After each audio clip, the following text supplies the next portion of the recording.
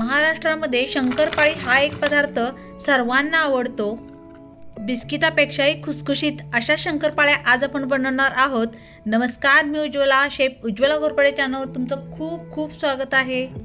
वेळ वाया न घालवता लगेचच रेसिपीला सुरुवात करूया। इथे मी अर्धा किलो मैदा घेतलेला आहे। मैदा चाळून घ्यायचा आहे। वाटीने मोजला तर 3 वाट्या मैदा भरलेला आहे। त्यातच आता चिमूटभर मीठ आणि वेलदोडे पूड 1 चमचा घालूया। शंकरपाळा खुसखुशीत होण्यासाठी पाऊण वाटी तूप घ्यायचे आहे। तूप छान कडकडीत करून घ्यायचे आहे। हे पाऊण वाटी तूप म्हणजे वजनी म्हणाल तर 125 ग्रॅम तूप आहे। शंकरपाळा खुसखुशीत होण्याचं महत्त्वाचं कारण म्हणजे आपण याच्यामध्ये तूप आणि मैद्याचं जे प्रमाण घातलेलं आहे ते योग्य असणे गरजेचं असतं। मैद्यामध्ये तूप कमी जास्त झालं तरीही शंकरपाळ्या तुमच्या बिघडू शकतात। मी सांगितलेले प्रमाण अगदी योग्य आहे, त्यामुळे तुमच्या शंकरपाळ्या आता कधीच बिघडणार नाहीत आणि छान खुसखुशीत होणार आहेत।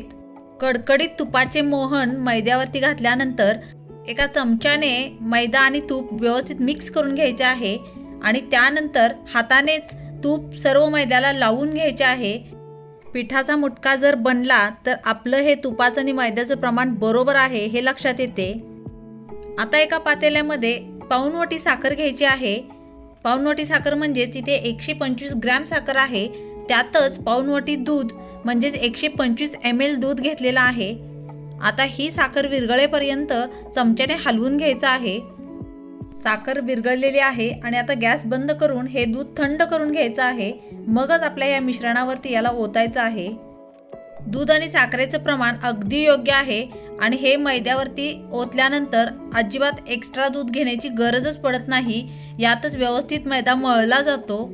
शंकरपाळ्या खुसखुशीत होण्यासाठी मैदा, तूप, साखर, दूध यांचं प्रमाण अगदी योग्य असणं खूपच गरजेचं असते।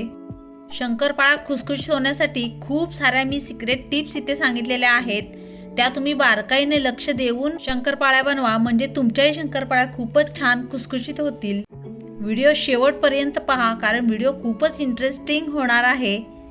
आता हे शंकरपाळ्यांचे पीठ 15 मिनिटे झाकून ठेवायचे आहे। 15 मिनिटांनंतर हे पीठ छान भिजलेले असेल। पुन्हा एकदा पीठ व्यवस्थित मळून घ्यायचे आहे। हे पीठ जर फारच घट्ट झाले असेल तर 2 ते 3 चमचे दुधाचे घालून थोडं पीठ आणखी व्यवस्थित मळून घ्यायचं आहे आणि जर हे पीठ पातळ झालं असेल तर थोडासा मैदा त्यात घालून पिठाला व्यवस्थित करून घ्यायचं आहे। कारण पीठ जर फार घट्ट असेल तर तेलामध्ये शंकरपाळ्या विरघळण्याची शक्यता असते, किंवा हे पीठ फार पातळ जर असेल तर शंकरपाळ्या छान खुसखुशीत अशा होत नाहीत। आता या पिठाचा गोळा छान लाटून घेतलेला आहे। मध्यम जाडसर पोळी लाटलेली आहे आणि कडा मी आधीच सुरीने कापून घेतलेल्या आहेत, म्हणजे आपल्याला शंकरपाळ्यांचा आकार व्यवस्थित देता येईल।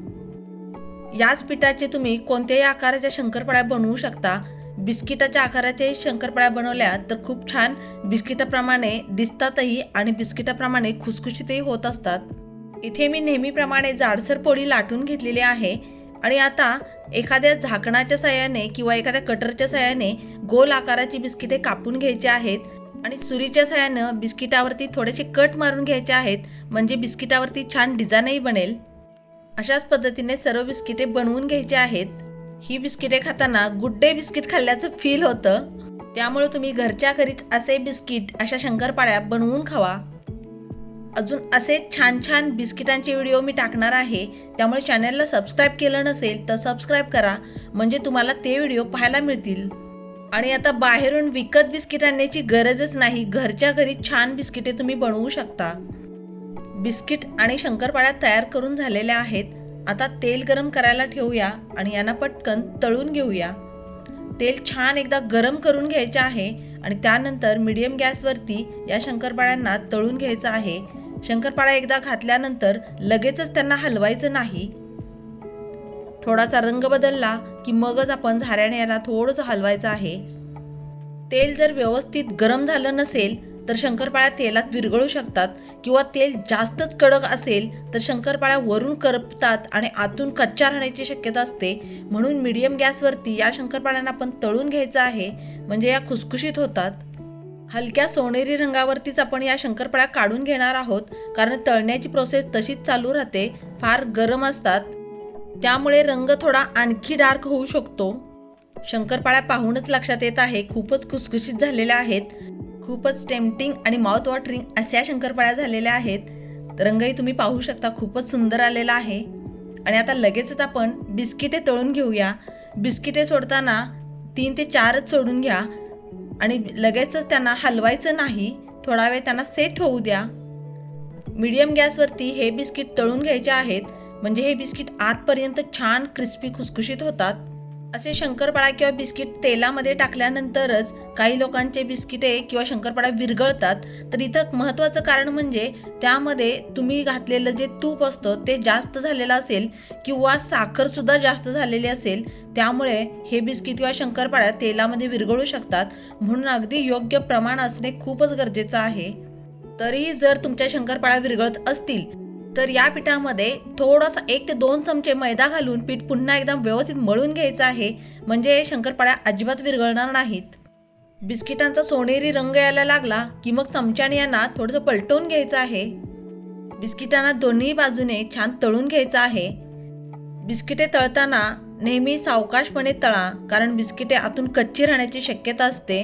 ही बिस्किटे तळण्यासाठी मला एकूण 7 ते 8 मिनिटे लागलेली आहेत. अजूनही चॅनलला सबस्क्राईब केलं नसेल तर सबस्क्राईब करा, म्हणजे तुम्हाला असे छान छान व्हिडिओ पाहायला मिळतील. आणि नोटिफिकेशन बेलही दाबा, म्हणजे मी अपलोड केलेले सर्व व्हिडिओ सर्वात आधी तुम्हाला दिसतील. तुम्हाला हा माझा व्हिडिओ कसा वाटला हे मला कॉमेंट करून सांगा. हा व्हिडिओ बनवण्यासाठी मी घेतलेली मेहनत जर तुम्हाला आवडली असेल तर व्हिडिओला लाईक करा आणि मित्रमैत्रिणींना शेअरही करा. बिस्किटांचा मस्त सोनेरी रंग आलेला आहे आणि आता आपण यांना काढून घेऊया. पाहूनच तुमच्या लक्षात आलं असेल बिस्किटे खूपच क्रिस्पी खुसखुशीत झालेले आहेत. अशी बिस्किटे घरीच बनत असतील तर आपल्याला बेकरीतून आणण्याची गरजच नाही. त्यामुळे आता घरीच अशी छान छान बिस्किटे शंकरपाळ्या बनवून खावा. थंड झाल्यानंतर या शंकरपाळ्या हवाबंद डब्यात व्यवस्थित भरून ठेवायच्या आहेत, म्हणजे जशाच्या तशा खुसखुशीत राहतात. शंकरपाळे आतपर्यंत खुसखुशीत झालेले आहे, पाहूनच तुमच्या लक्षात आलंच असेल. तर तुम्ही आता अशाच परफेक्ट शंकरपाळ्या बनवा आणि मस्त मजा करा. आवाजावरूनच तुमच्या लक्षात आलं असेल खूपच खुसखुशीत झालेल्या आहेत या शंकरपाळ्या. वेळात वेळ काढून माझा हा व्हिडिओ पाहिल्याबद्दल खूप खूप मनापासून धन्यवाद. चला तर पुन्हा भेटू अशाच एका छानशा आणि नवीन रेसिपीसोबत. थँक्यू.